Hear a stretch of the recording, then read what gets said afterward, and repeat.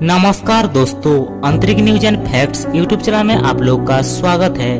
वैसे तो अंतरिक्ष में वैज्ञानिकों की नई नई खोज हमारे अंतरिक्ष के बारे में जानने की दिलचस्पी को और भी ज्यादा बढ़ा देती है, पर कई बार वैज्ञानिक ऐसी चीजों का आविष्कार कर देते हैं जो हमारी सोच और समझ के परे हो जाता है।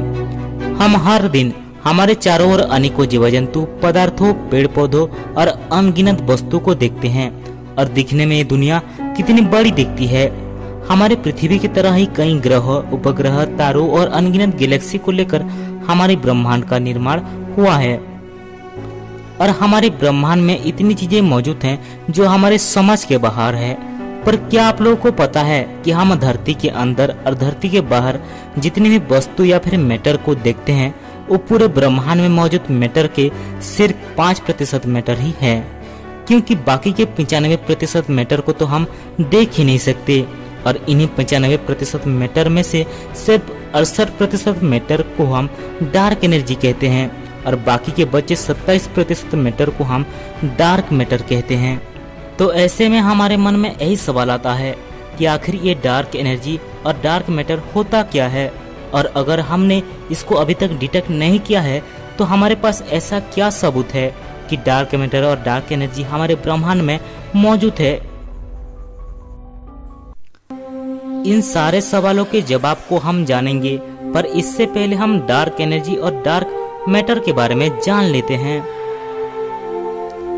सन 1990 के दशक की शुरुआत में वैज्ञानिकों को लगता था कि भविष्य में हमारे ब्रह्मांड का दो तरह की स्थिति संभव हो सकते हैं। पहला, या तो हमारे ब्रह्मांड का एनर्जी डेंसिटी इतनी ज्यादा हो जाएगी कि यह हमारे पूरे ब्रह्मांड को अपनी ओर खींच के एक बिंदु में ही सिमटा देगा, या फिर ब्रह्मांड का एनर्जी डेंसिटी इतनी कम हो जाएगी कि ये पूरे के पूरे ब्रह्मांड हमेशा के लिए फैलता ही जाएगा।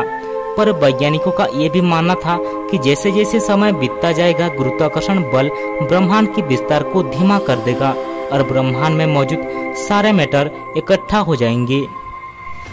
सन 1998 में हबल टेलीस्कोप की मदद से यह देखा गया कि ब्रह्मांड की विस्तार धीमा होने की वजह उल्टा और भी तेजी से फैल रहा है और इस घटना ने वैज्ञानिकों को फिर से सोचने में मजबूर कर दिया।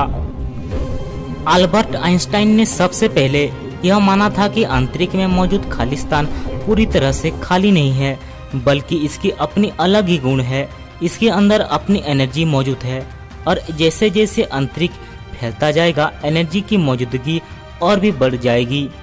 और इसी एनर्जी के कारण हमारा ब्रह्मांड और भी तेजी से फैलता जाएगा और इसी एनर्जी को हम डार्क एनर्जी कहते हैं। ऐसे में हमारे मन में फिर से यही सवाल आता है कि अगर हमारे ब्रह्मांड में डार्क एनर्जी मौजूद है जो कि ब्रह्मांड को फैला रहा है, तो ऐसे में ब्रह्मांड में मौजूद गैलेक्सी में मौजूद अलग अलग मैटर्स अपनी जगह पर क्यों मौजूद हैं? चलिए इसको बारीकी से समझते हैं।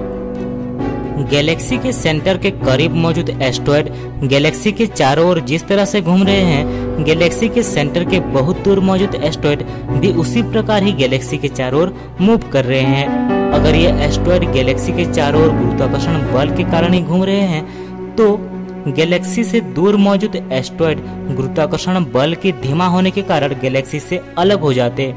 पर ऐसा नहीं हो रहा है। अंतरिक्ष में कुछ ऐसी अदृश्य मैटर मौजूद हैं जो इन एस्टेरॉयड की स्थिति को बनाए रख रहा है और इसी अदृश्य शक्ति या फिर मैटर को हम डार्क मैटर कहते हैं और इसे हम ना तो देख सकते हैं और ना ही डिटेक्ट कर सकते हैं।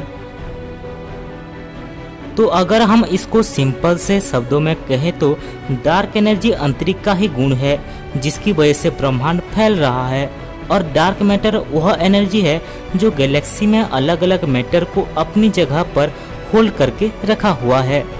तो आज के लिए बस इतना ही। अगर आपको वीडियो पसंद आए तो वीडियो को लाइक और शेयर करके हमारे चैनल को सब्सक्राइब करके बेल आइकन को जरूर दबा देना ताकि आने वाले वीडियो की नोटिफिकेशन आपको सबसे पहले मिले।